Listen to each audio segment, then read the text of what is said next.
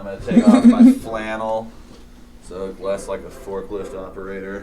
Why would you ever want that? Because I want to surprise people. I don't like to drive forklifts sober. Lots of reasons. I'm going to make sure my phone is on silent so that when the hordes of bitches are calling me for child support, it goes unanswered.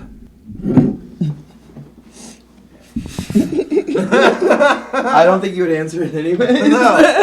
No. But this time they're going to notice something's different because it doesn't just immediately go to voicemail. It's a work write-off. A voicemail actually is gonna not read been through. set up. I guess I'm going to set this here. That's what I'm going to do. That's where coats go. It's the coat floor. You can also hang them on the weird green screen rack that's orange weight in the middle. Bloody fucking da. Hang one there, hang one there. Wood hangers only, please. Do I look like a scumbag, guys? Enough of a scumbag. Do I look like a scumbag? You look I like... like the chain. Yeah. You need it a little bit longer so it actually shows up from under your beard. Yeah. Yeah, you look like Jesus if he came back as like a camp counselor in the city. Yeah. That would be great to have a summer camp that's in the city. It's like, all right, we're going to take a hike down 3rd Street. We're going to... Yeah. You like start teaching inner city kids how to start the fires in the barrels. Yeah, dude. Oh, yeah. We do like a reality show like Man vs. Street. Man vs. Wild. Man in the street. Like oh, God. All right, now I have a microphone. All right, are we good? Stand if you want. No, I don't know where it is. Never mind. Sorry. Well, this is going in my fucking Favor. review blog. The man, the myth, the moon deck. How to get to what we already got to when you came in the door? How are you? I'm bad, always. No. Yeah. But I wear it well. Yeah. I love when people ask me how I am, because, like, you can't answer them, like, super honestly, but you can answer them, like, kind of honestly. You know, like, if a gas station attendant's like, how are you? You can't be like, oh, I want to drive my car into a ravine. But you can be like, any better, and I just couldn't stand it. And that, like, conveys it without it being too personal. Living the dream. Yeah. I saw a good like meme the other day, and it was just a list of like what guys' answers actually mean when you ask how they're doing. Mm-hmm. And it was like all right means not great, and then like good means like fucking bad, and then like living the dream means like kill me right fucking now, please. Yeah. See, I miss like when you could get phone calls and not know who it was at the other end. Because I miss being able to answer the phone as a man and just be like, instead of saying hello, say, yeah. That was the shit. I only got to be an adult man for a very short amount of time when you could do that. You should just get a landline and cancel your cell phone plan. Yeah, it'll be cool. I could talk to a bunch of people from India, a bunch of robots from India. Everybody would be like, why aren't these text messages going through? Yeah, or like Russian spies. Don't they like call old people and try to scam them out of their shit? Yeah, and like people in Africa and stuff. Yeah, well, I'm rooting for them. Yeah. They deserve our credit card information. Fair point. Indeed. You ever get your credit card information stolen? You look like it. No, you look like you steal credit Yeah, cards. there you go. I just steal the cards. I give them to somebody else who like actually can use them. That's cool. Yeah, I'm a cool guy. Yeah. I met you when I was 19. I believe you. Yeah. I get this a lot. I do remember meeting you. I don't remember the circumstances of meeting you. It was after the first open mic I did in Boise. Mm-hmm. Yeah. And you were like, hey, hi. Then Facebook friends ever since, and it's been smooth sailing. Okay. And this Is that the 'cause we first haven't time we've hung out since? Yeah, I was gonna say, is that why? Because we haven't spent a lot of time together. It's like we've known each other for a long time, and I've never had a problem with Mundek. Well, we've been around each other like 3 or 4 times. That helps. That's true. No. I haven't been around. What was it like meeting me? And when was this? When were you 19? Fuck, 7 years ago. Yeah, 2017, 18. Okay. Yeah. How is 2017 Mundek doing? Seemed good. Yeah. All right. Yeah. What happened? Did we commit a crime? No, I just I was too young to like be in the bar, so I had to wait in the solid restaurant. Gotcha. And then Sophie brought me up, and then I did the thing, and then left. And right as I was leaving, you were like, "Hey, that was fun. Are you gonna keep doing it?" And then you invited me to the one at the Mad Suite on Cole, and then I went there that next week, and then Nice. yeah. Right on. Yeah. I was kind of hoping that like I did something crazy or illegal or like you're gonna be And then like, we stole a car. "Hey, here's a crazy thing that you said. What did you mean by this?" And then I could like try and see if like it made any sense years later. Yeah, no, nothing. Just a very positive interaction. Yeah? Yeah. Yeah, it sounds like you're influencing the next generation of young stand-ups in Boise, Idaho. It sounds very commendable. Oh man. It was like super chivalrous of you. Can you tell that I don't know how to respond to that? No, when I met you, like you were really nice. No. What? No, that's fair. Are you sure you met me and not like I don't know an FBI plant? All right, I met you. You didn't meet me. So I was just at you. You said hi.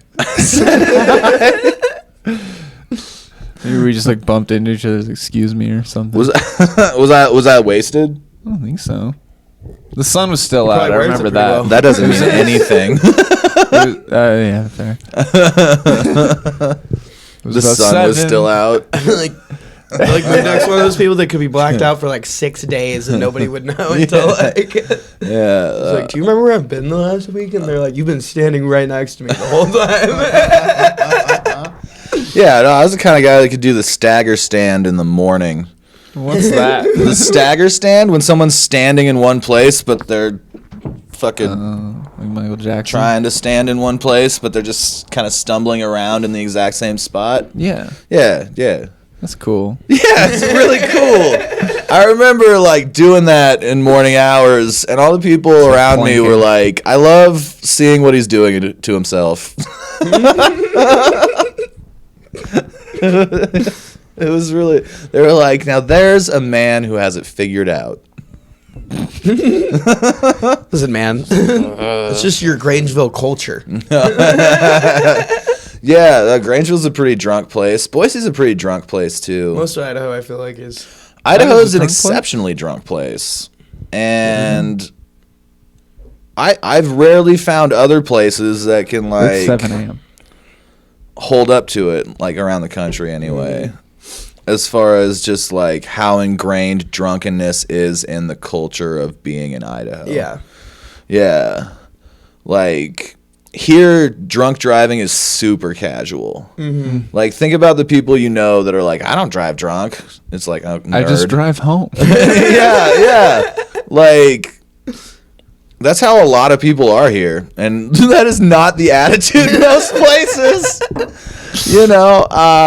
Which is funny to see. Yeah. True. Most people take it very seriously. Yeah. Yeah. Well, and it's not that they shouldn't. No. But also, Starting a like, protest. are drunk drivers the only ones causing all this shit? No, Like- old people.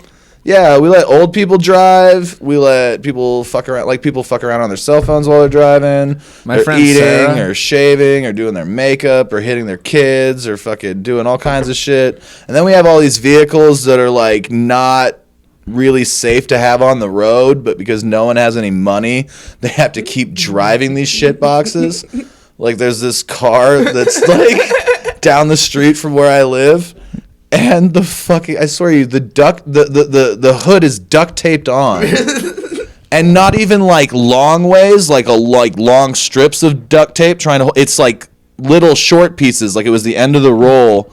And there's just like 3 on each like edge of the hood. Trying to like conceal the tape. Yeah, or maybe like they keep it just a little bit of tape because they frequently have to open the hood to do shit to it. You know, but like if like a couple of pieces of duct tape that, you know, have frequently been that's all that's holding your hood on. Like, you know that car still has to go on the freeway sometimes. Like, you know they do. No, you know they're on the freeway like most places they drive, probably. Yeah, there's no fucking way that person's car looks like that and they also get to walk to work. There's no chance of that. And so that's super dangerous, and we don't give a shit about that, you know. Stuff like that. What kind of car you drive? I don't really want to say. People are following me. All right. I drive a car that is fine, but also like... I'm going to guess what you drive. Don't do it. It also like has a smashed up windshield that I should replace, because one of these days the semi is going to spit a rock at me and my windshield's going to shatter and I'm going to be going like 80 miles an hour on the freeway. I hate that. Yeah. I hate when that happens. Yeah, it's dumb. Yeah. It's an unnecessary problem. Absolutely. Yeah. I'm just thinking about that person's hood flapping up like on the freeway and like slapping through their windshield. And then they're like, what, hanging their head out the window? Oh, fuck. Whoa, this is zany. Can't wait to get to Jack in the Box for my shift. Dude, a few years ago, I was behind this car where they, like, before I got to them, they had stolen one of the road work ahead signs, the big orange diamond ones, and they put it on. That was fucking cool. And they put it on the roof of their car, and they were just holding it there. They didn't, like, tie it down or anything. They were always, like, arms out the window. Nice. And I was behind it, and the speed limit was, like, 40. And so it flew, like... I'm not exaggerating, like 100 feet up. It went high enough to where I had time to like see it and like process. Okay, it's falling. I should like swim around. And it landed behind me. Nice. That's lucky. Yeah, because it would have killed you. Dude, if they just it seems like a few your car in half. And it seems like a few little squares of duct tape might do the trick. If that's not an ad for duct tape, I don't know what is. Duct tape. Yeah. Literally that much will keep a sign on your roof. The car isn't there sometimes, so they do drive it around. It makes me happy to see. But also it's, you know, terrible and dangerous for no reason. I had a friend in high school who took all the doors off his Jeep Cherokee because it's a Jeep. A Cherokee? Yeah. That's pretty weird. Like I do it with the other Jeeps. Why can't I do it with mine? No, that's cool. No, It's like taking the doors off a Mazda. Yeah. Yeah. What? So Seat 6. Just driving around in a Cherokee with no doors. Like it's some cool beach car. It's got like, you know, shitty carpet all in it. Yeah. Did you guys like mess with him and like put the doors back on while he was sleeping or something? No, but we would go mudding in it. Mudding is awesome. That's another drunk driving thing that people outside of Idaho don't get. I think we're gonna go drive onto some fucking federal land and we're gonna go tear up the shit out of it while we drink liquor and shoot guns. Yeah, it's an Idaho tradition. Yeah, people from outside Idaho don't get it. Like, if you were to say in Idaho, like, there's a difference between drinking and driving in town and drinking and driving out in the woods, people would be like, well, yeah, that's just common sense.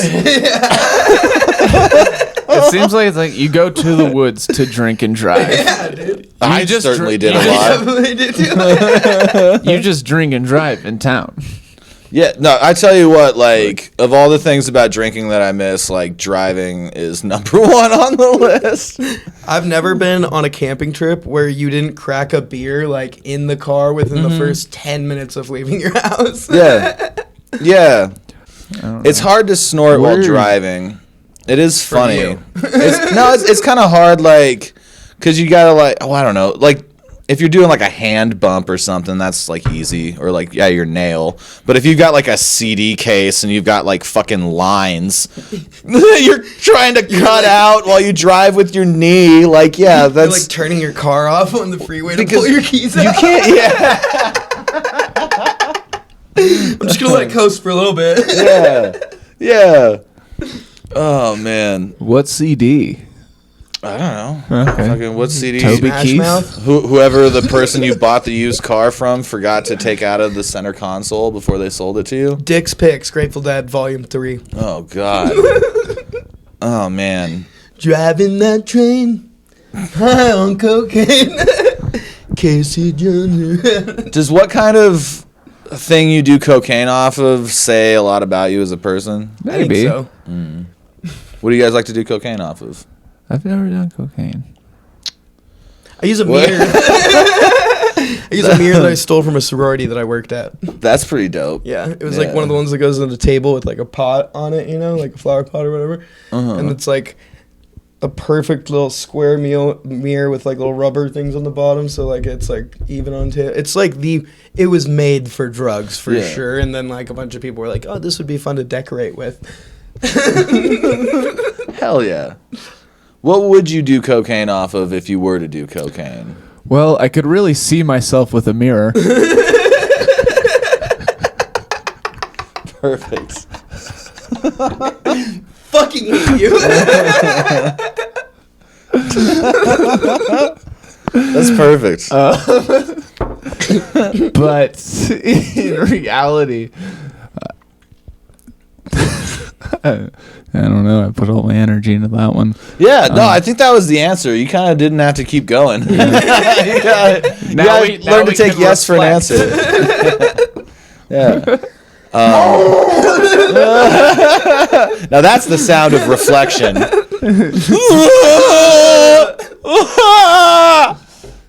Whatever, What was that dude. noise? What's he doing in there? He's reflecting. I'm trying to think of the weirdest thing that I've done cocaine off of. Probably a golf cart. Like the hood? Yeah. Yeah. Wait, what? Yeah, that doesn't seem The clean. hood's or like sanitary. slanted, isn't it? Yeah, but like Not slanted it's enough. not that slanted on the nice Like, golf I don't- carts. I would be more worried about wind. Doing cocaine outside is like Yeah. Out of all the Arduous. the surfaces on a golf cart, I feel like the hood is the most slanted. You gotta see this golf cart. What about the roof? That's too tall and like rough surfaced. Aren't they plastic? Yeah, but it's still like a grainy, rough surface. You need like a really smooth, glossy surface. He's correct. All right, I'm not going to question. What about your golf card on the floor of the golf cart? That could work. Do golf carts have rear view mirrors? No. Well, some do. Okay. Can you It take depends on them if off? it's custom. I don't know. I've never no. had a golf cart with rear view mirrors. It's like really rich person shit. Okay. All How do right. they look ahead. So we got to pull ourselves up by our bootstraps and get that fancy golf cart with rear view mirror. We need that Cadillac golf cart. Yeah. Only the Volkswagen richest of golf people cart. can afford golf carts with safety features. That's true. My family has a golf cart without a roof. Jeff Bezos is the only person on the planet that owns a golf cart with a seatbelt.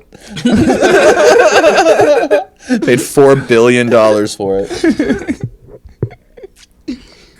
It's by Bugatti. Oh, man. Yeah. I always liked doing cocaine off of my knife. That's cool. And I would make other people do cocaine off of my knife, That's which was cool. fun. We have Yeah. friends who did that. Yeah. They love it. How do you make someone do cocaine? Oh, well, you hold the knife and then you dip it in the cocaine and you pull it out and you go, here, bump this. And then they do it while you hold the knife. I see. You move the knife real fast. Yeah. Yeah. I was thinking, you kind of If they're short. Do it. Like You could. I mean, that seems- No, That usually what seems you do rude. is you're like, here's some cocaine. They're like, no, I'm good. And you're like, dude, it's for you. yeah. I did this for you.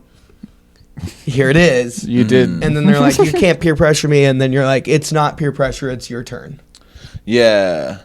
So you could always say something like, if you don't do it, I'm going to fucking kill you. Yeah.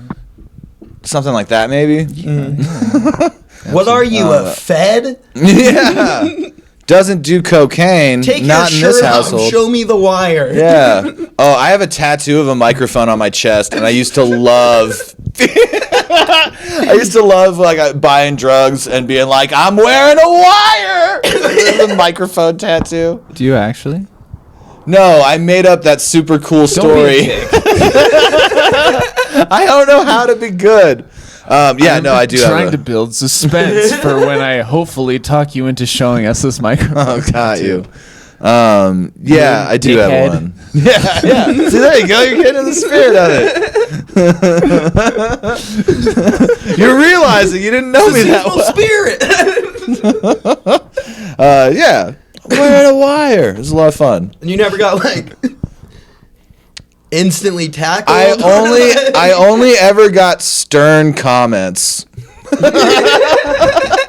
Like, hey, no weapons were ever pulled out. That wasn't funny. I got that one a couple times, and I'm just like, I think we all know. it's pretty funny. Yeah, it's Like pretty one of the funny. funniest things you can do. And I have a also, wire tattoo. you will never in your life hear someone laugh harder than immediately after saying the phrase, "That's not funny." That is the most laughter you can possibly experience. That is funny. It's like, not only is this funny, but you're hurt by it. You want some cotton that I picked in Georgia? I don't know if I want to get involved in whatever this conversation is going to... What is... Jesus, what? What?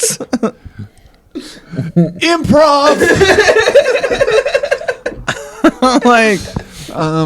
This isn't what it looks like when they pick it, by the way. Huh? No, it has seeds in it that I pulled out of it. Okay. But that is what it looks like. Oh. Can we see your wire tattoo? Maybe. All right. Not yet. All right. Okay. Not yet. That was a good pivot away from wherever that was headed, though. You seem uncomfortable. How long have you been doing Do I seem stand-up? uncomfortable? No, I just always. just with that one thing.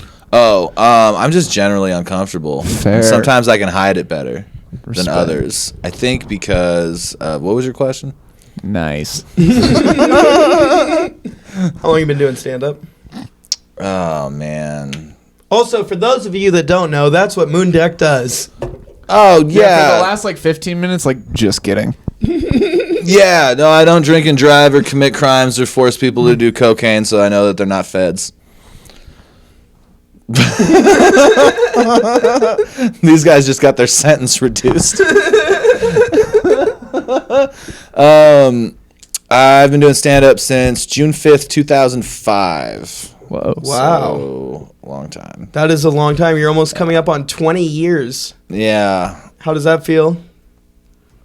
Bad. Yeah. Mm-hmm. Everything feels bad. That's one of them. Aw. No, yeah. How does it feel? Yeah, like I'm old and used up. This is good. Yeah. Yeah, like I'm old and used up. What are you, like 28? I'm 36. Yeah. You wear it well? Yeah. Yeah, I get that a lot. People are like, well, you don't seem 36. And it's like, just because like I have a lot of personal problems that someone who's 25 would have, does I'm a weird mix of 25-year-old problems and 85-year-old problems that don't make any sense. You know, like, sometimes I eat sour gummy worms for breakfast. Right. You know. Yeah. That's like a 25-year-old problem. Oh. And then also, like... I was looking forward to doing that. Yeah, you know. And then also my significant other's urn is on my mantle, and that's like an 85-year-old problem. And so it kind of mixes out in the middle, and I think I'm kind of like a 36-year-old person based on that. That's good. Yeah, you know, like Yes. on the one hand, you know, like I smoke weed in parking lots a lot. That's like 25-year-old shit. Yeah. Right. And then on the other hand, you know, like I can't remember what I was saying a lot of the time. And that's like an 85-year-old problem. That's true. Yeah. Yeah. All right. Yeah. Like I love drinking and driving, and that is both a 25 and 85-year-old. Yeah. What else do the generations all do other than drink and drive around here? Couldn't tell you. Yeah. All right. What was your question? I was going to ask. Proceed. How old were you when you first started doing stand-up? I was 17. 17. What made a 17-year-old Mundek inspired to go off and do stand-up in the big city?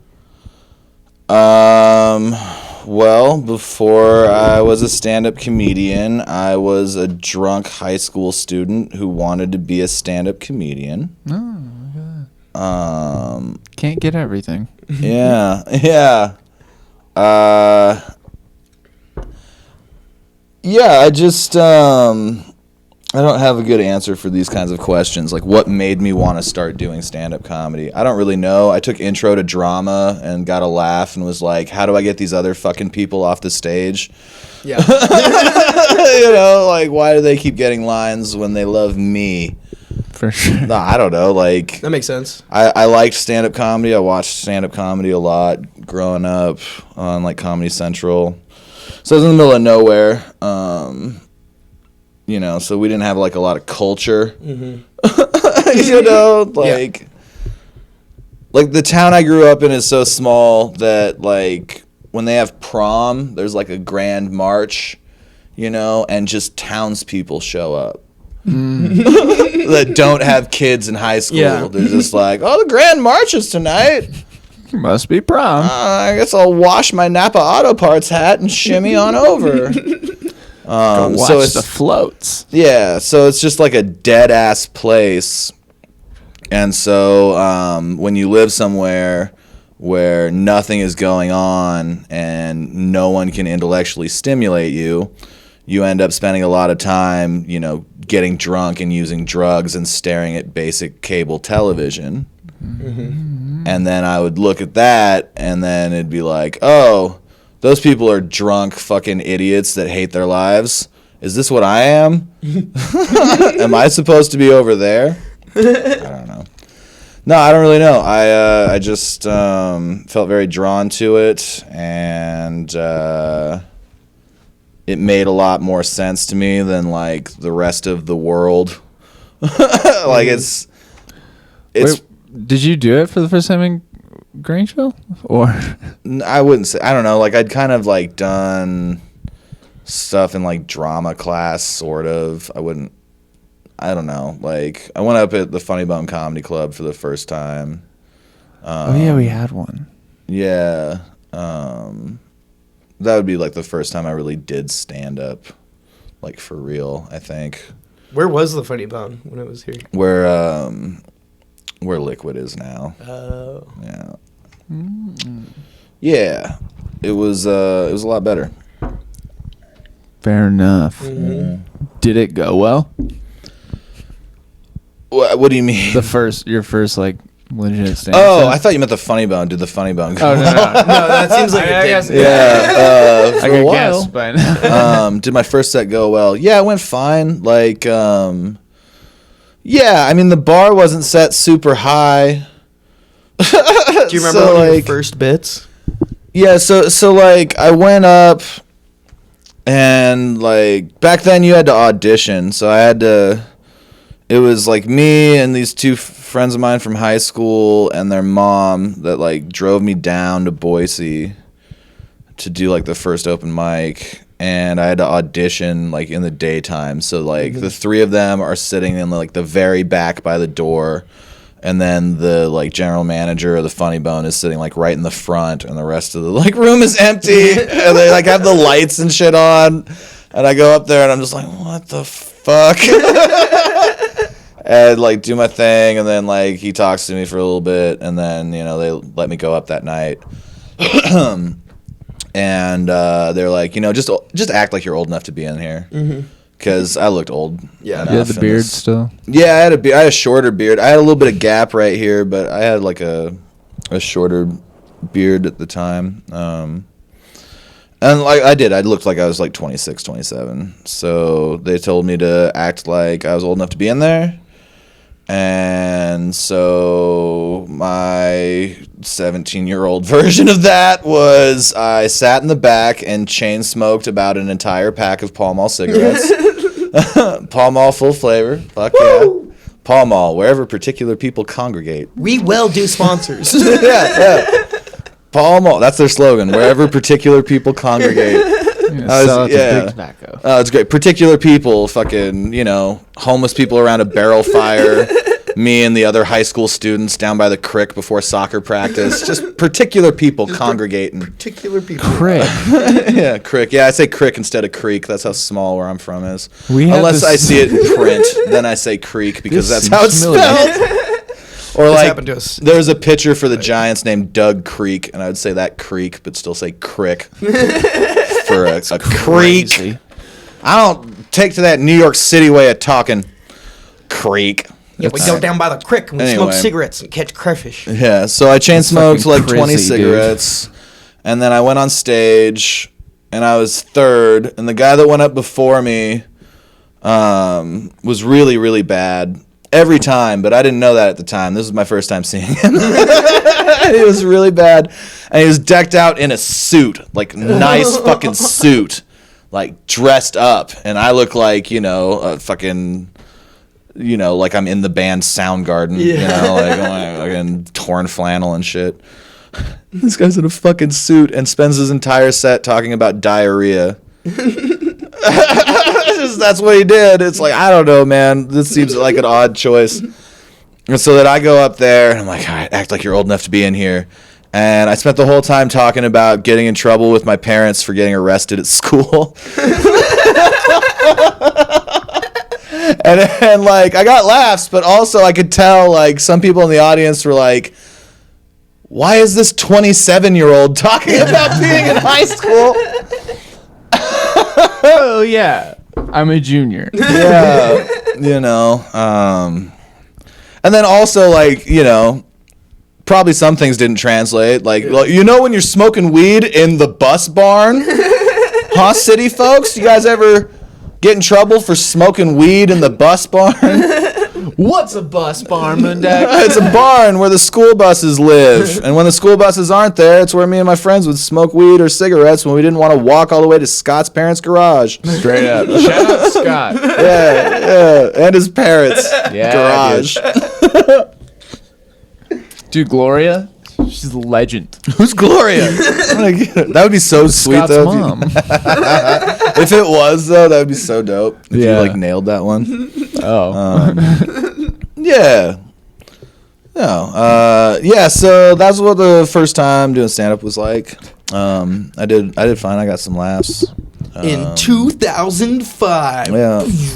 Yeah. I wouldn't want to, like, go up there and say that stuff now. Which Kids Bop was that? Yeah. I don't even think Kids Bop existed yet. Dude, it definitely did. They were on at least like 7 or 8 by then. Kids Bop has stood the test of time. I don't know. I'm older than it is. I know that. I don't know if you are. I absolutely am. I'm older than now. That's what I call music. No way. No one's older than that. I am. That predates history. Yeah. As do I. I walked here back when it was one continent. That's legit. Yeah. So I've been just stand-up comedy for 18 years. You'd think starting at such a young age, I'd be a little farther along. I don't know. Yeah, no, I've had some life derailments. Where's like the best place you've done stand-up other than Boise?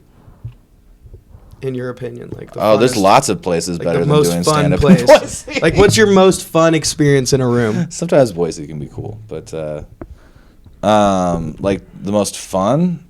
Or I don't know, best set like you've ever had. I kind of feel like like an aging football player. Like there's no joy in victory, only relief. Like no matter how good the set goes, I can still find a way to be unhappy afterwards. Yeah. That's my superpower. That's really. Yeah, that's pretty spot on. Well said. yeah. Have you ever seen me like seem happy? Yeah, see? Right? Huh? When you say it like that. Yeah. Yeah, so I don't know. Most fun, like, I enjoy doing stand-up comedy. Let me rephrase it then. Yeah, what's up? Okay. What's like, just like the coolest place you've done stand-up in? I don't even know. I'm a negative person. Yeah. Okay, what's the shittiest place you've Like, done yeah, stand-up see, in? this is more my speed, but I don't know. I like the challenge of your original question. What? I'm trying to think of one that's just like really cool, you know what I mean? But even like the cool ones were all like terrible. like I got to open for Hannibal Buress. I got to not even just like host, I got to feature for That's Hannibal dope. Buress. Yeah, It was dope, except for like the whole thing was a fucking nightmare other than that part. Like he was really nice, but like they kept moving the gig around and then I had to cancel other gigs and like the dude that booked us got super mad, and I was like, man, this other guy can headline it. You guys can still have your show, and then I'll come do that. And he, like, could not fathom the idea that, like, opening for Hannibal Buress and getting paid more to do it was a better career opportunity than, like, doing a random weekend in Alturas, California. Yeah. You know? And I was like, well, why don't you just have, like, this other guy headline it? Yeah. They'll just come do it. It's going to be fine. Eddie's just like, no, if you're not gonna. So not only did I have to cancel these gigs, like I had to cancel them for the other people that were supposed to open for me. Yeah. So like that was a whole big deal. So it wasn't just like I lost out on gigs. Like I had to take gigs away from like my buddies, but they all understood. But like that was whack as fuck. Where was that at? Where'd you open for Hannibal at? Liquid, and then like, God. Liquid is such bullshit. Like they kept changing the dates around and shit, and then like he was gonna bring his own feature, and then they weren't gonna tell me, and so they were just letting me like they thought he was bringing his own feature for like several days while I'm just like advertising like come and fucking get tickets. I'm gonna open for Hannibal Buress and shit. Like they're just letting me do that. Knowing that he's like, I'm bringing my own feature. And then the way I find out he's bringing his own feature is because one of the other comics asked to pick him up from the airport and Liquid told him like, oh, you're going to have to pick up his feature acts too. And they're like, well, what about Mundek? I'm just kidding. They didn't care about that. Right? Oh, man. Fuck. And so then it was like, if I still want to do this, I've got to bump the host. And it's like, I'm not going to bump the host that I booked. And so I talked to him. It's like, well, there's 3 shows. Why don't you keep the 2 better ones and I'll host the midnight one? Are you down with that? And he's like, no, I got a couple people coming to the midnight one. And I'm just like, fuck, man. Like, for real? And then the feature just didn't show up. And so I ended up doing it anyway. Damn. Yeah. Yeah. And I think the feature that didn't show up got paid more than I did. Whoa. And so, like, yeah, opening for Hannibal Buress was really cool. Yeah. Or was it?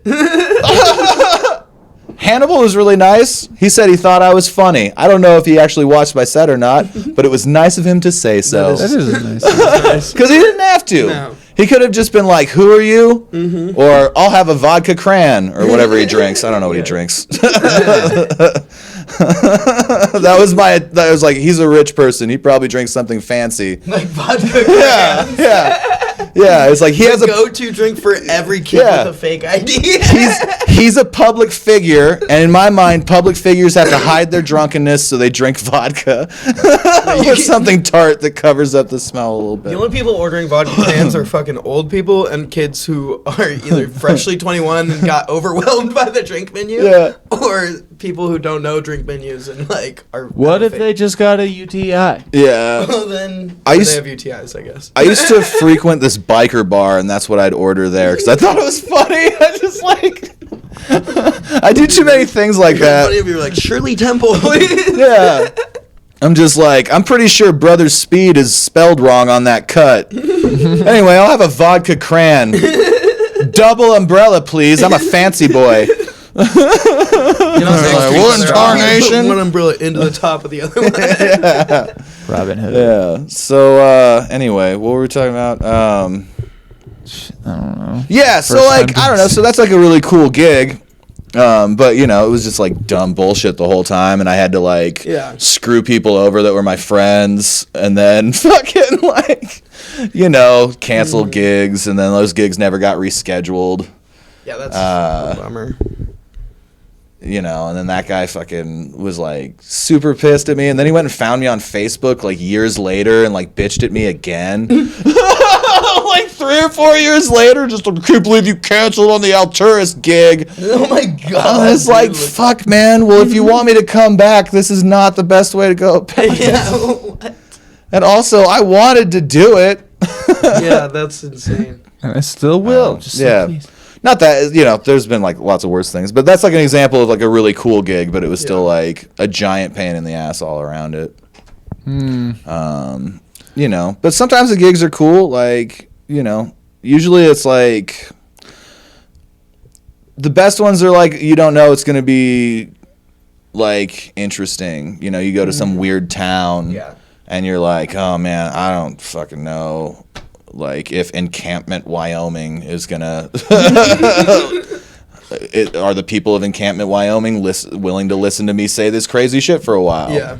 And they were, you know, that was a really cool one. I went with Alex Vermoss, my late significant other, and then Emmanuel Vera and Dustin Shalafo. It's way back in the day. And the town of Encampment has 410 people in it. Oh, shit. And we were doing stand-up in the town next to it of 52 called Riverside. Not bad. It's dope. Really cool place. It's called the Bear Trap. They really were a lot of fun, and the staff was really, really great to us. But so we get into town, and it's like I think it's a Wednesday show. And they're having a town hall meeting in Encampment. And so we're like, all right, let's go to their town hall meeting with flyers for our comedy show. Smart. And try to get all those motherfuckers out, you know. And the reason they're having a town hall meeting is because the guy that's in charge of their postal service is just like this unbleached asshole. Just like doing like crazy shit. Like, I don't oh man. There was so many fucking crazy things that were happening. Like this town hall meeting got cut like 2 hours after it was supposed to. We were there for like 3 or 4 hours. We were there for fucking ever. And it was just some guy from the postal service, not the one everyone was mad at. They sent some fucking poor sack from Cheyenne to sit there and get yelled at by the entire county for hours, and it was hilarious. Oh, it was beautiful. Like, was the mail guy just like not delivering the mail properly? He was like, and it was more than that. He was like vindictive in ways that made no sense. Like this one guy stands up, he's like, my name's Bill Chapman, and I keep getting my brother Terry Chapman's fucking mail. And Terry and I ain't spoken years. I don't want his mail. And Wendell knows that. That was the postman's name. Fucking sue me, bitch. Wendell. Fuck you, Wendell. Fuck you, Wendell. You want an apology? Suck one out of the end of my hard dick.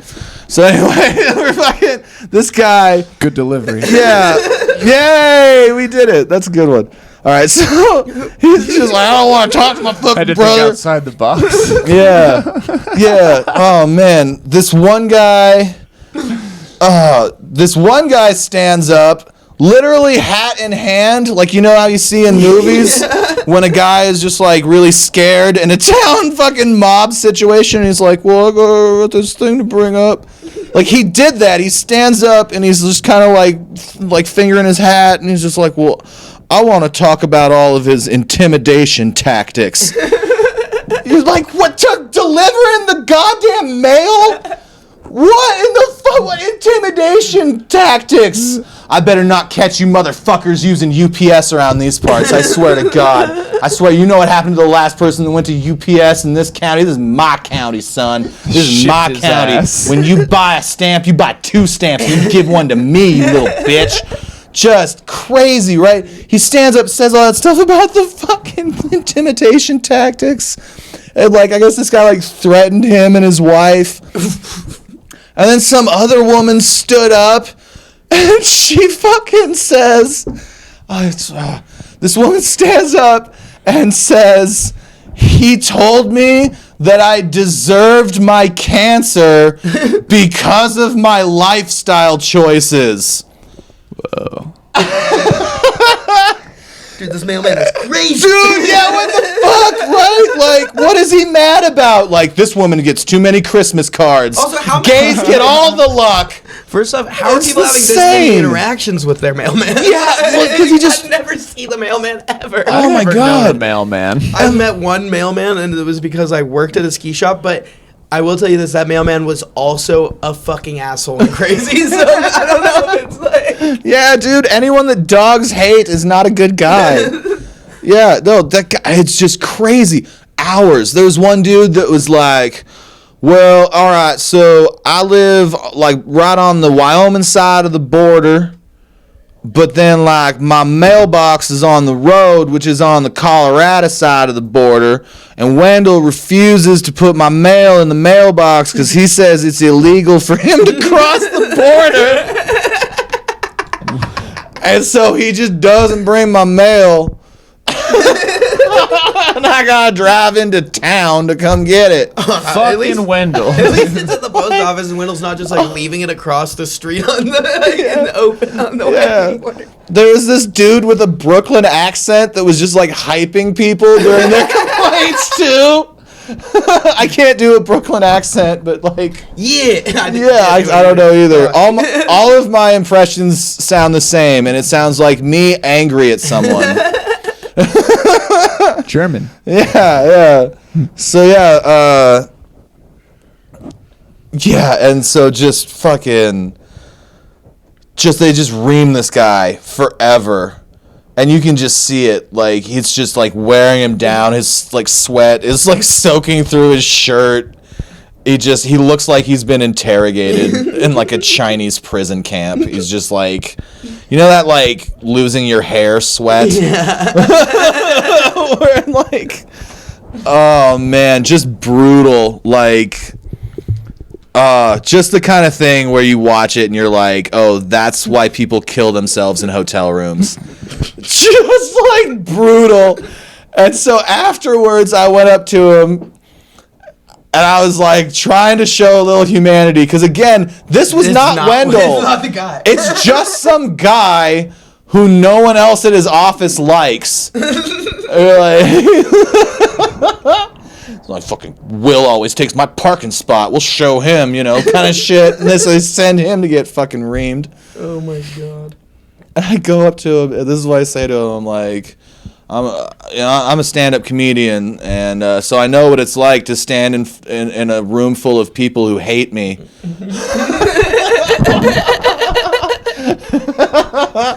Here, and I gave him a flyer to the show. I was like, come on down, man. We'll help you. We'll help take your mind off this. And he just and he didn't. He probably went and fucking at the Motel 6 in fucking Rawlings or whatever, or Saratoga. But yeah, and so we go and we pass out flyers to all the townspeople, and they're just like, man, this is bullshit. I can't believe I'm getting my brother's mail or whatever their grievance is. And we're just like, yeah, man, that's fucked up. You should come to our comedy show. We're gonna get to the bottom of this. And roast Wendell. Oh, it was great. The whole show, anytime they were like, I don't know about that, I'd be like, I don't know. That joke went a little rougher than Wendell trying to deliver the mail. And they're just like, that's not a good joke, but I love it because I hate that guy. Yeah. Just like, oh man, that was dumber than Wendell. And they're like,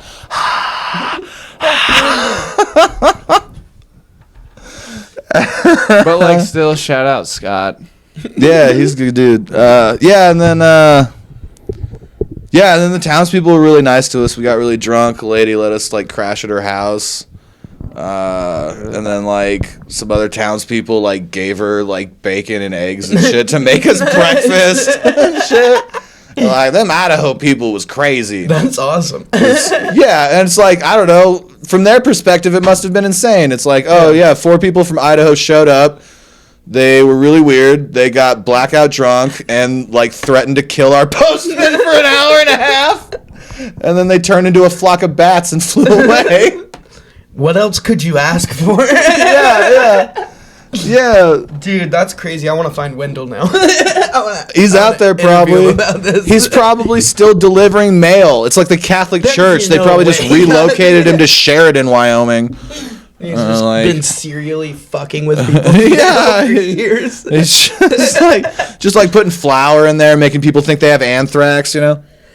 Dude, fucking mailmen are like that are why the Unabomber's plans could never truly work out. Yeah. Oh, like the mail in Chicago. Oh. There's a stretch where they were just throwing away like 25% of the mail in Chicago for like decades. Dude, if I was a mailman, I would probably throw away so much shit. I would probably just be Oh, like, yeah. I'm over it. Fuck this. Like, No, you go through I it. can't find this person's house. Like, Yeah. You go through it. You check all of the birthday and Christmas cards for money. Yep. And then you throw everything else away and you go to the bar. Have you ever had anything out of the mail stolen from you? How would I know? Exactly. One time I did get a Christmas card that was like open, and like there was supposed to be money in it, and there wasn't. Nice. That's awesome. But isn't that little anecdote better than having the money in the first place? No. Yeah. Where'd you go? You go line out? What does that mean? Did you go fucking do a line of blow in the bathroom? No, I did not. I touched myself. Yeah. No. Sorry it took so long. You're passionate about the mail. I get it. Isn't. But, yeah. So like that show was Mail awesome. Packages. I guess to That answer is- your question. Well, that is awesome. Yeah. But also like it's only awesome because like we're insane people. And like the other No, people that sounded sounds pretty really cool. insane too. Yeah. Like so yeah, so there's like fun like crazy road experiences, but I wouldn't like be like, man, the people in Riverside Encampment, Wyoming, like they're just different. Yeah. You know, or whatever. Like I've had a lot of fun No, performing Wendell lots is of different. places. Yeah. I've had a lot of fun performing lots of places. I kind of try not to look at it as like I try not to like rank it or whatever. For sure. Have you met some like rad comedians? Aside from all of them that we've had on here. And like met people like I really looked up to. yeah. No. All right.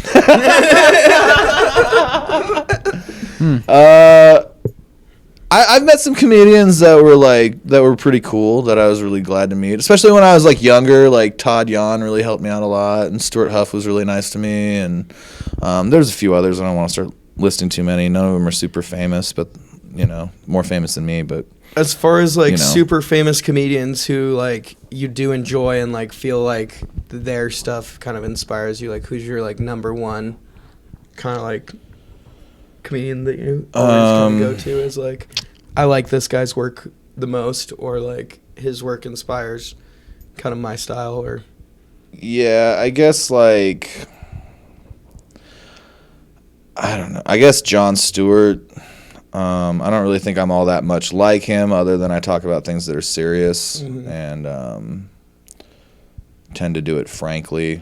But we're obviously extremely different people. Yeah. I don't really think that our voices sound all that similar. We might have like adjacencies politically, but I'm certainly like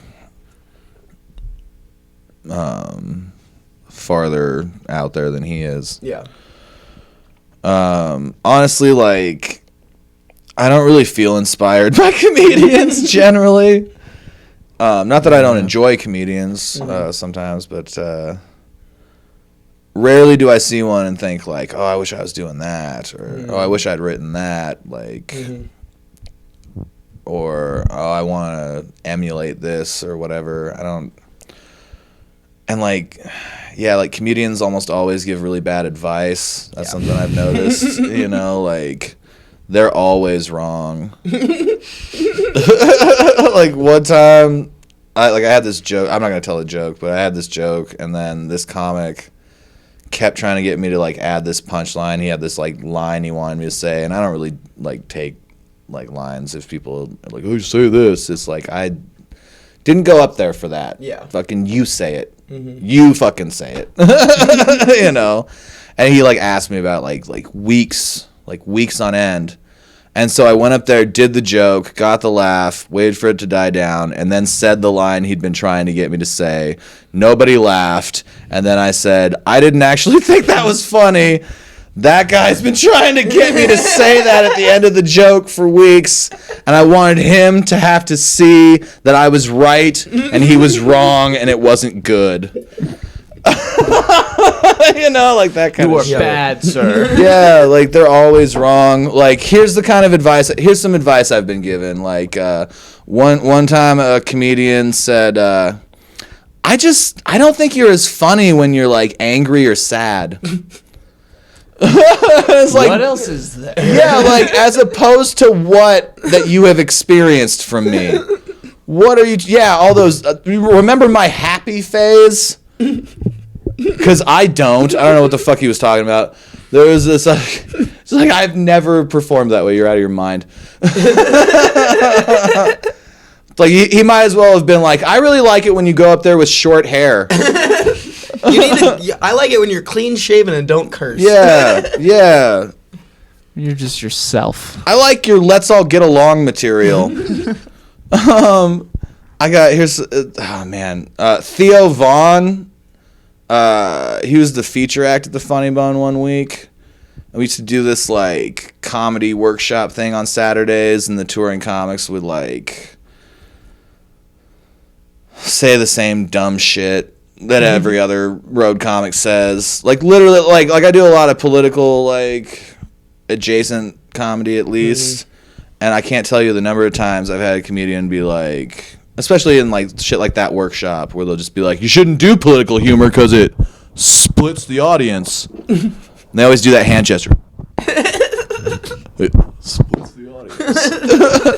And it's like, well, that's stupid. Yeah. First of all, the country's not 50-50. Second of all, my politics are definitely not on either side of that. Third of all, just because you're too meek to do something doesn't mean I have to be a little bitch about it. It's also like the same thing as like telling a woman like, don't do pussy jokes because it splits the audience. Yeah, don't talk about periods because like dudes men don't get it. Like the point of view being out there. Yeah, like women are on stage so that men can think about them when they masturbate. And when you talk about your period, it's like hard for men to masturbate too. So could you like maybe go up there and like squeeze your tits together and say something like, you know, that way you like don't split the audience. Yeah, don't split the audience. Bring them together. Yeah. Oh man. Yeah, that's got to be off. I'm so glad I'm not a woman. I'm sorry you all have to deal with being women in our society. Yeah, it shouldn't have to be. I got really lucky with my roll this life. Yeah. No, that sounds awful. Yeah. But anyway, so like they always have just like fucking stupid terrible advice. Don't talk about periods. What if a 22-year-old guy who's getting drunk and trying to finger his date during your set gets offended? If he gets offended, he might not buy one last round of Jaeger bombs. Can you live with costing the bar $18? Well, if you can, maybe you're not the right kind of comedian for here. Yeah, we're not going to give you your $25. Yeah, we're not going to give you your $25. You can forget about your shift meal, and we're going to give your set time to a man in his 60s who complains about his wife. I hate that kind of shit. That was another problem at like Liquid, was there's just an endless fucking line of aging white dudes being like, my wife nags me just because I don't address her needs. The nerve, Deborah. Clean the garage, but the game is on. Women don't have orgasms. You know. Anyway, give it up. I'm your host. Yeah, I'm your host. Yeah. So, I don't know. So they would just like, all the advice they'd give me is bad. Don't do political humor. Imagine telling me not to do political humor. Well, and hey, you know what, Mundek? I don't think the audience is going to take it seriously if you imply that you used to do drugs. I just don't think the audience will buy you as a cocaine guy. Mundek, I don't know, like your face has this like far off, distant look that makes it seem like there's this hole inside of you that'll never be filled no matter how hard you try. And I think you should try to ignore that while you're on stage, because the audience can't tell. Could you imagine? Like, oh man. Oh, but yeah. So Theo Vaughn. That's what I got distracted. Oh, I was like 18. He was the feature act. He wasn't even the headliner. So this was like, he had no accolades like in stand-up at this point. As far as longer, 15, Okay. 17 years ago. Like, he might have had some accolades in so stand-up. he's I don't know what, his career that much. 6 years older than you? Yeah, he's not that like much older. 20 in his mid-20s? Yeah, like, he wasn't even the headliner that week, and that guy had a fucking, like, television credit. Like, he was on... Real World? Yeah, Road Rules, I think it was. Yeah. And he was on all those, like, they battle each other shows, right? Which ended up being a So, great way yeah. to get famous in the early 2000s. It really worked out for him and that guy from the wrestling, and Jersey Shore people? maybe, yeah, I don't think yeah, whatever. Anyway. So I get done saying my jokes or whatever, and then he's like, his advice for me was like, while you're up there doing your set, you should just pantomime playing tennis. He's like, he's like, I think that's good advice. he's like, you should say the word fitness a lot. I was like, what? That can't be real advice. Yeah. No way. Say the word fitness a lot, like meaning like I don't look like I lift weights, because just like pantomime playing tennis. and like his set was so fucking bad. It was so bad. He did a For bit. guys to get some tennis, you need to have a better set. Yeah. Do you guys remember the season of American Idol where they had a contestant named Sanjaya? No, because this story takes place when you were 9. It's the only time that I watched American Idol. Yeah. So I think I remember. There was this like American Idol contestant named Sanjaya who was like, I guess, really bad. And Jimmy Kimmel and some other people were like, you should vote for him because he's bad. And so it was like this like big joke, and he kept like passing on the show week after week, even though everyone thought he was the worst. Anyway, can you cut some of that? So I don't get disappeared Sure. by Joe Rogan's fucking bodyguards or whatever. Sure. No. But yeah, so like meeting famous people sucks. Like to be honest, I didn't come here for you. I came here for the full audience. I don't like have disillusions that you're gonna pluck me out of my fucking misery and take me on the road and Let fix me my save life. you, child. Like you're my own personal Barry Gordy or something. Like it's not real. Like yeah. So I don't know. Like I mean, he was really nice. Yeah. So but yeah, all the famous comedians I've met have all been either like dicks or like weird and like trying to like not want to talk to me or refuse to talk to me outright, or like Screech. I met Screech from Saved by the Bell, except for I didn't. He yelled at someone else about me while I was standing by him. He said Like, something this guy on your smells like shit. I wish. No. did something on your behalf. So like he was not happy with me. I was hosting this like midnight open mic we were doing at Liquid. And like I don't know, it was a nightmare. And I had some joke about I can't even really remember it. I had some joke about like a homeless person's sign that I saw. And fucking I guess the magician that used to open for Screech had a joke also about that sign. I'm trying to remember. So like You guys saw the same sign? like yeah, like I saw the sign. Oh, this is what it said. The sign said, "I bet you can't hit me with a quarter." And so my joke was something like, so I rolled down my window and I was like, "Hey man, I'd like to take you up on your bet. Can I borrow a quarter?" Right? It was like I had all these jokes about being homeless, Yeah. and so like, because I used to be homeless, not because I'm imaginative. That tracks. Yeah, and so I like put that in like the section of my jokes about being homeless. Good luck. What was I fucking bloviating about? Shit. Okay. Let's retrace our steps here. From tennis. I think that was a long time ago. It was.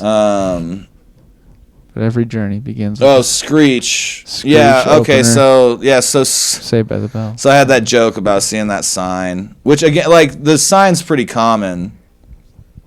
Like, that sign is in Grand Theft Auto. Like, a homeless person has that in, like, Grand Theft Auto San Andreas. You know, it's like a pretty common sign. But I guess, I don't know, the magician had some joke about, like, throwing change at the guy or something. I don't know what his joke was. It was unclear based on what Screech was yelling.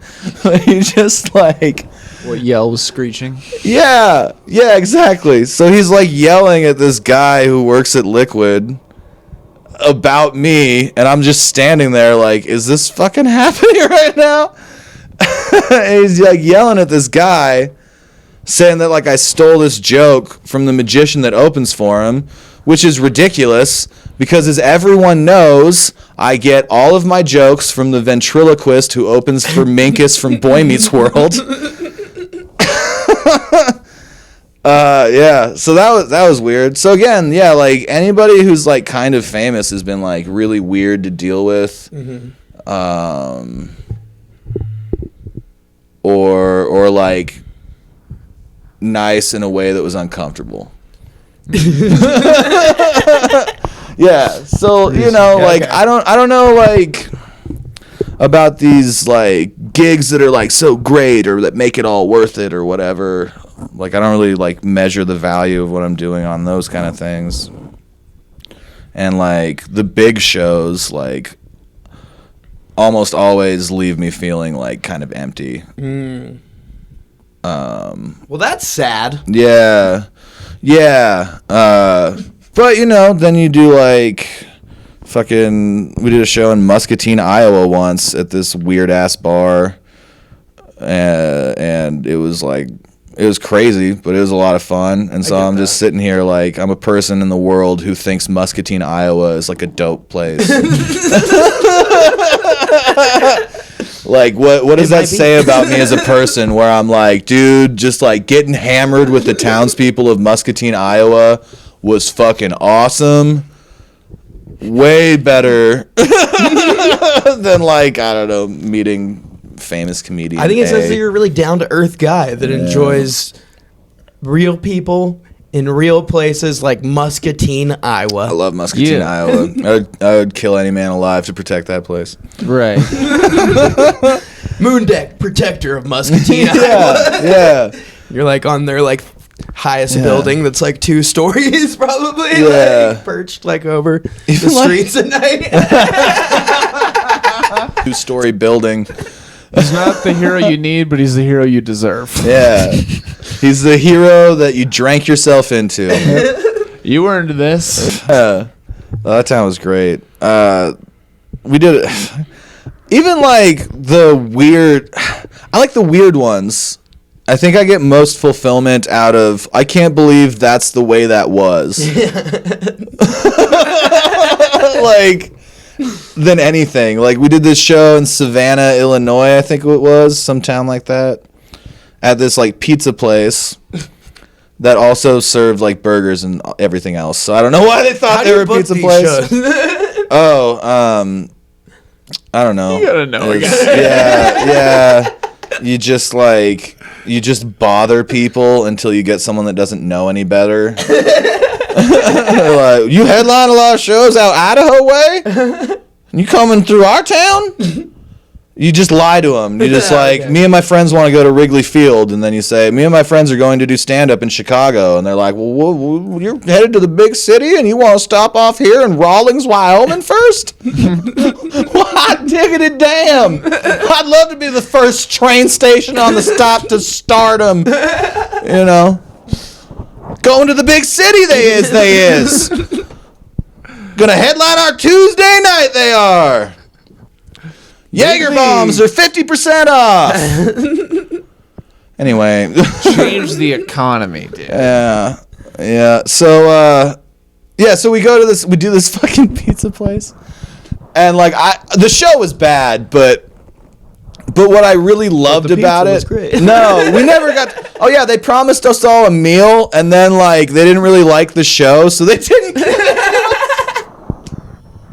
They were just There's like a star next they were to like, the contract. You guys, yeah, they were like, you guys each get a meal. What do you guys want? We'll have it ready for after your show's over.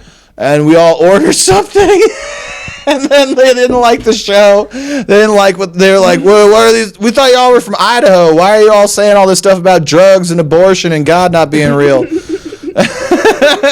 Fucking, they just they were like, nah. On the food. They still paid us though. That's good. But yeah, so this was their system for like delivering food to people on their tables. This is what they would do. They would bring food out.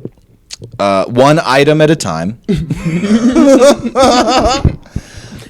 start. The waitress would stand next to the bar. So like, I'm on the stage. The crowd's pretty unruly. They've never had something like this before, and also Excited. the bar is not into it, and also they didn't hang up any of the promotional materials that I sent them, and also they just like seem like rubish townspeople anyway, like the kind of people that are like, what do you mean I can't say the N-word in this movie theater? Kind of people. I can see Barbie just as many times. Not all of them, but there's enough of those people there. But anyway, so they'd bring out one item to a loud room of people. The woman would stand by the bar, and then she would yell something like, "Onion rings for Nathan! Onion rings for Nathan!" And then Nathan would be like, "I have onion rings with my burger that's coming later, I guess." And then she'd walk over and give him the onion rings. And then go back and be like, "Chicken fettuccine Alfredo for Polly." And she'd be like, "I'm Polly." And then she'd bring it over to a different and just people are getting not all at the same time at their table or even the entirety of their... Yeah. And so that was, as you can imagine, a constant stream. Yeah. Yeah. And so, like, was the show terrible? Yeah. In a way that's memorable? Not really, other than being fascinated that that's how that place does that. You always done it this way? This is crazy. Like, what's the point of having a waiter or a waitress if you call out the name by the bar? That's for picking up the order. I don't know. 100%. Yeah. So like those kind of things like really stick with me more than like that show went really well. It's like that show went really well. Makes sense. Why don't I feel better? Makes sense. Why don't I ever feel idiot better? At the restaurant and Say what? Yeah. Yeah. One time I did stand up on a flatbed truck that was parked outside a sign shop that wasn't open yet. That was fun. Grand opening for the sign shop, or just I don't know. With a quarter. Yeah, that would be great. That'd be a great thing to get like a homeless person with like a fucking banner. like a spinner. Yeah, that'd be perfect.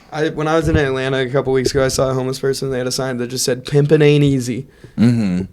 Yeah, that makes sense. Because it ain't. Yeah. Yeah. Well, hoes don't want to stay in a tent. Nope.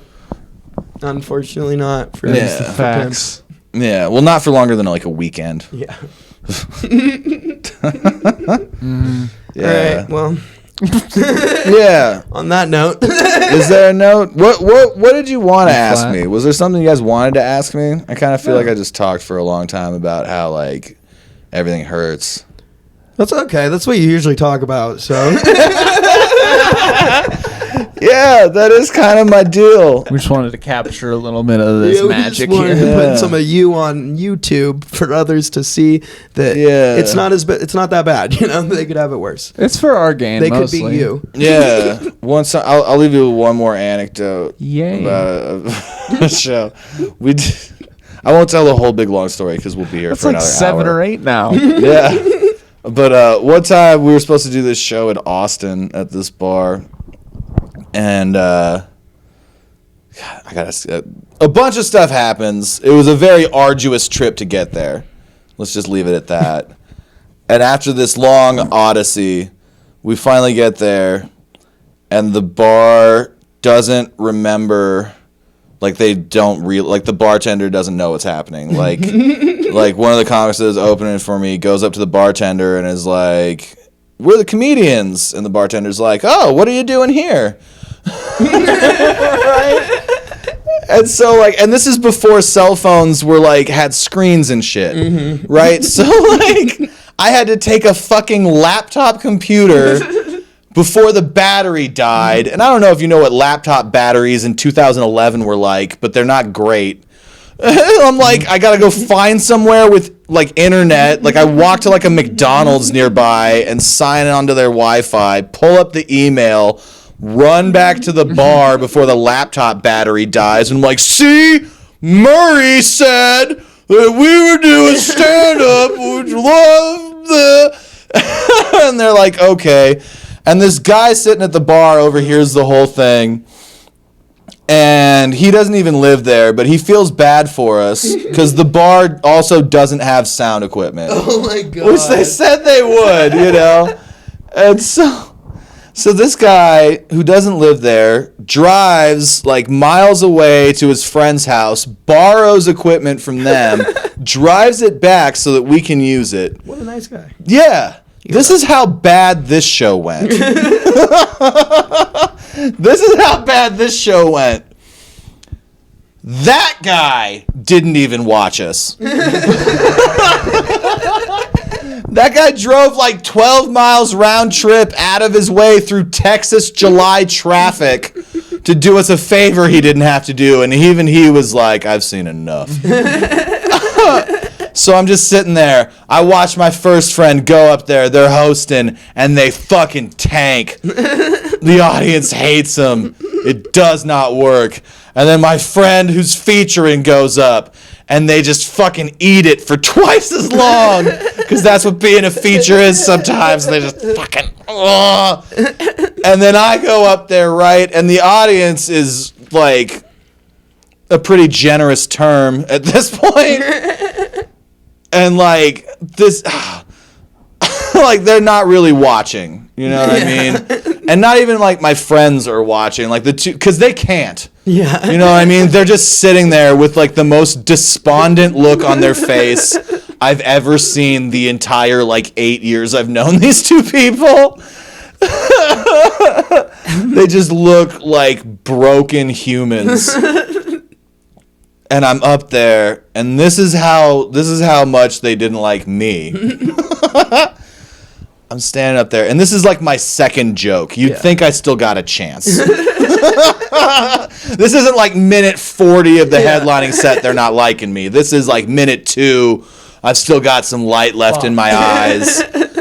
And a fucking fly comes flying up on the stage, comes flapping up on stage, right? And I swear to you, I promise you this is true. This fly comes buzzing up on stage, and I snatched it out of the air. Just like, I was just like, fuck it. Let's see if I can do this. I snatched the fly out of the air, and I opened my hand, and it flew away. And not a single person noticed. No one in that building. Spotlight, microphone.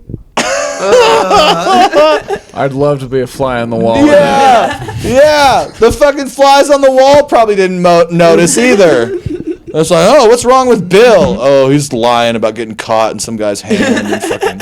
I was fine. Yeah. Just... Oh, brutal. And then that happened, and then I had to stay up there for like 45 more minutes. Trying to tell people about what you just did. Yeah. And then afterwards, the three of us go into the back to smoke a cigarette, and everyone that was on the patio saw us and went inside. And then we went up to the bar, and they paid us half. Nice. And we're just like... Take us to court. And it's like, you're right. I'm not going to drive back to Austin, Texas for $250 or whatever the fuck this is. We filled your patio, dude. Yeah. And then we filled your bar right after. Yeah. So that was yeah. It's pretty sick. No That's one? beautiful. Yeah. So anyway, yeah. But hey, you know what?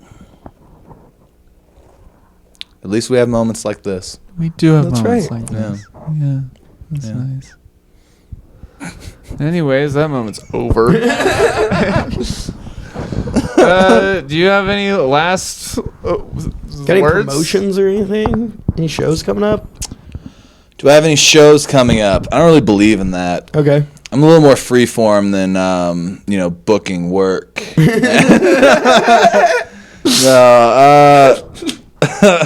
we run every Wednesday down at the Handlebar on 16th and Main, 8 o'clock every Wednesday. And then first Friday of the month, we do shows at Karuna Kava, which is out in Garden City on North Sawyer, back behind West Vet. Those are like the big things coming up right now, I suppose. Yeah, I guess I have other stuff coming up, but I don't really want to say because if I keep it a mystery, people will think it's more impressive than it actually is. And that's kind of like what a lot of like entertaining is like taking bullshit and making it seem like it's more important than it is, you know? That's really good advice, actually. Yeah. Surprisingly, coming from a comedian. Yeah. They never have good advice. Well, this has been Mundek Clement-Stein, the protector of Muscatine, Iowa. I also love Huntsville, Alabama. And he loves Huntsville, Alabama. Not Texas. Yep, or Oregon. Yeah, fuck all that shit. There's one Huntsville, and it's in Alabama. Alabama. Roll Tide. Roll Tide.